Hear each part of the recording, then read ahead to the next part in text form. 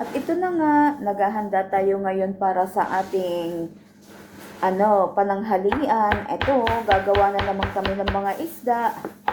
At ito, nagagayat na nga kami ng mga gulay na ilalagay natin sa ating mga lulutuin.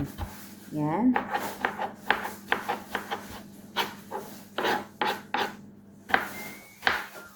Medyo masakit pa naman ang aking braso, guys. Gawa ng maraming trabaho, pagod na. Yan. Ito, tiis-tiis lang para sa ating pamilya. Yan.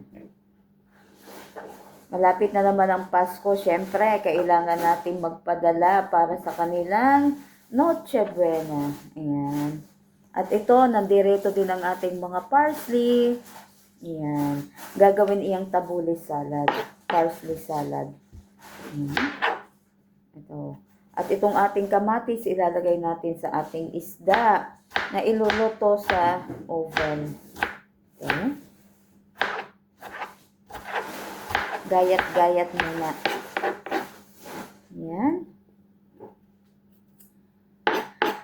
Busy na naman tayo dahil tuwing ganitong panahon, marami kaming trabaho. Dito kasi kakain ang mga anak ni Bossing. Yan. Kaya medyo marami tayong iluluto ngayon. Puro isda. Yan.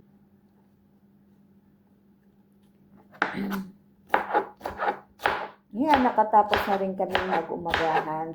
Medyo kumain kami ng heavy foods dahil pag ganito, marami talagang gawain. Magugutom. Nakakanginig pa naman guys ng kalamnan pag maraming trabaho.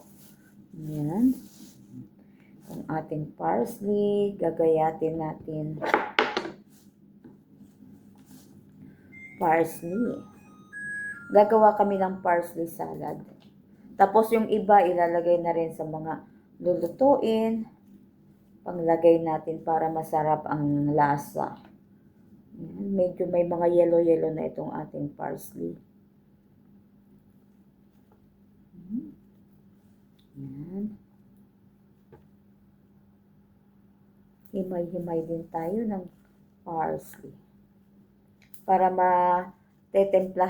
magagawa na natin yung pangtempla natin doon sa isda na ilalagay natin sa oven, yung ating lapu-lapo.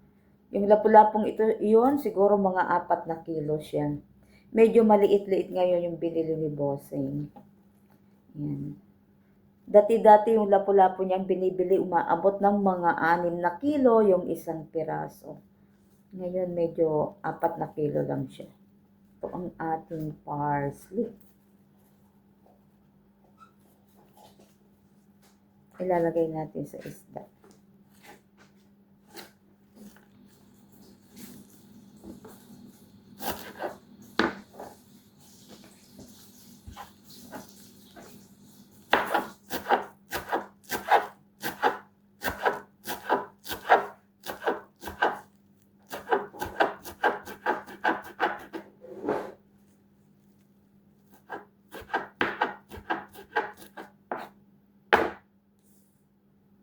Ito na, luto na ang ating masarap na pansit bihon and canton. Yan.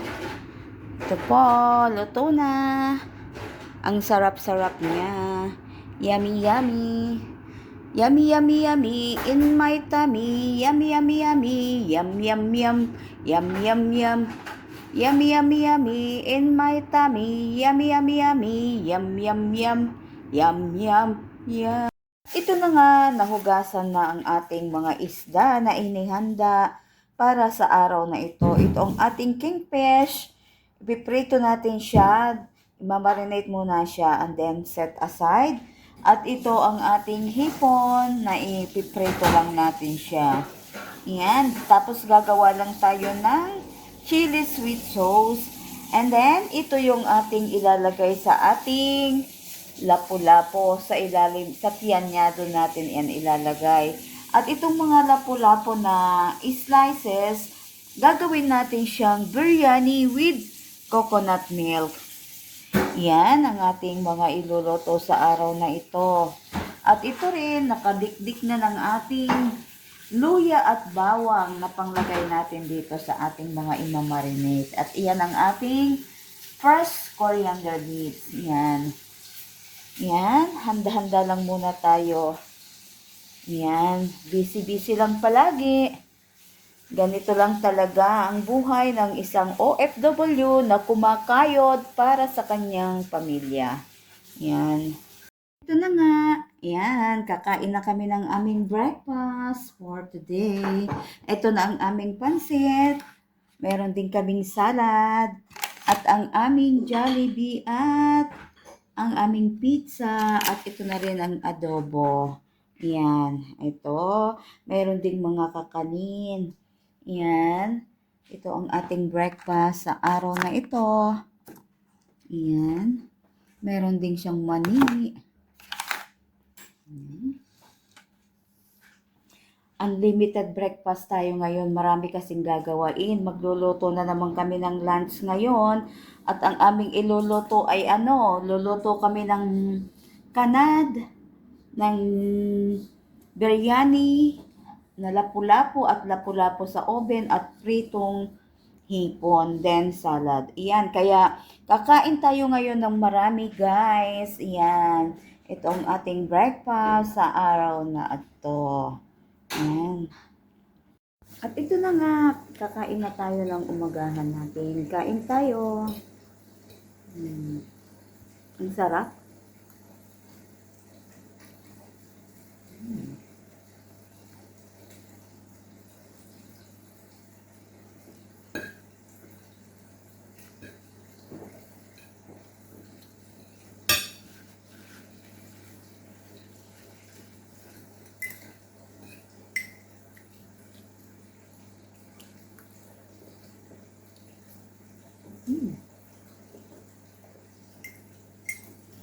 Pancit bihon at may hot chocolate tayo. Yan.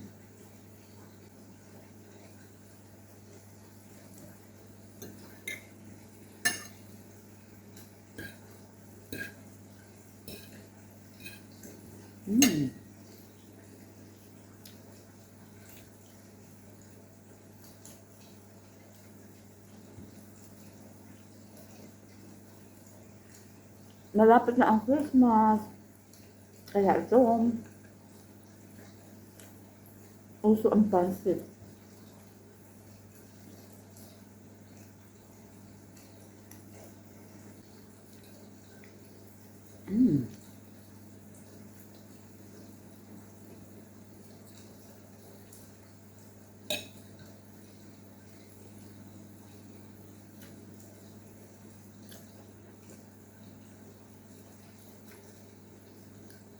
Kain tayo.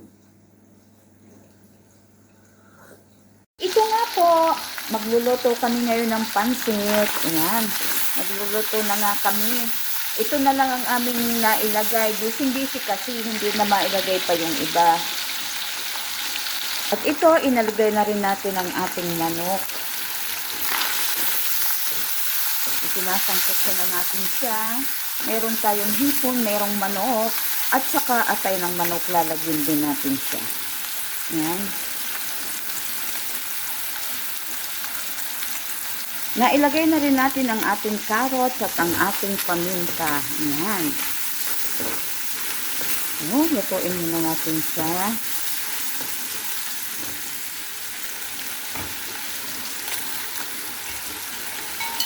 At ito, inilagay na rin natin ang ating beans. Ayan. Ang sarap ng ating pansit.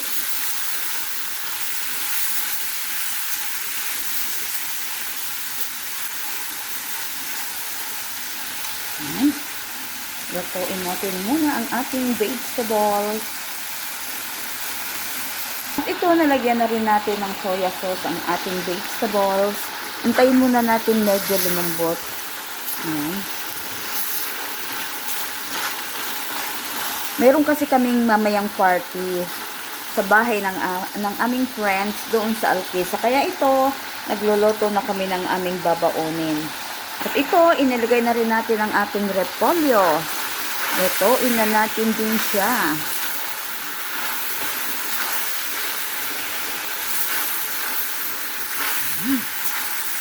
Ang sarap-sarap.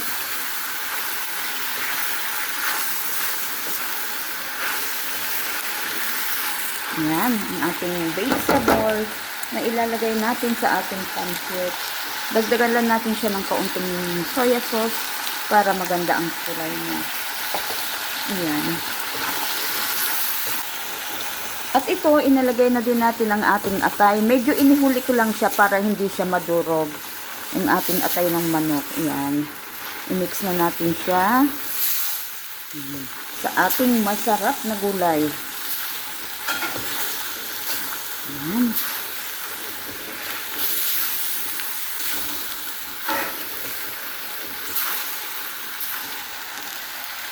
Ayan siya. At ito nga, luto na ang ating gulay. I-set aside muna natin siya at magpapakulo na tayo ng tubig na gagamitin natin para sa ating bihon. At ito, isinalang na natin ang ating tubig para sa ating bihon. Ayan. Hantayin natin siyang kumulo at lagyan muna natin siya ng mga spices din katulad ng paminta, soya sauce, oyster para mas masarap ang ating pansit. Ito na nga, kumukulo na ang ating tubig na paglalagyan natin ng ating bihon. Ito with soya sauce na siya at ang ating mga seasoning andirito na rin. At ito, ilalagay na natin ang ating pansit bihon. Yan.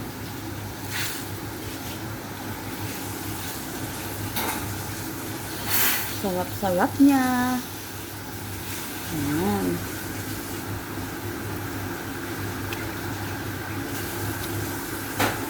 Maya lang ng kaunti, ilalagay na rin natin ang ating kanto. Ito na nga ang ating pansit. Ayan, almost done na siya. Medyo hinaan lang natin ng apoy para hindi siya totosong. Ayan.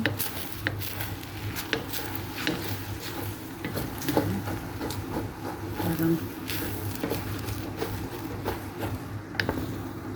ayan. At ito na nga po ang ating masarap na pansit bihon with canton. Ayan, luto na siya guys. Ayan, ang sarap ng kain natin nito mamaya. Super yummy. Ayan. Luto na siya. Ayan. At nandirito na rin ang ating masarap na chicken adobo para sa ating party mamaya. Ayan, busy-busy sa paghahanda. Ito po. Ayan. Super yummy.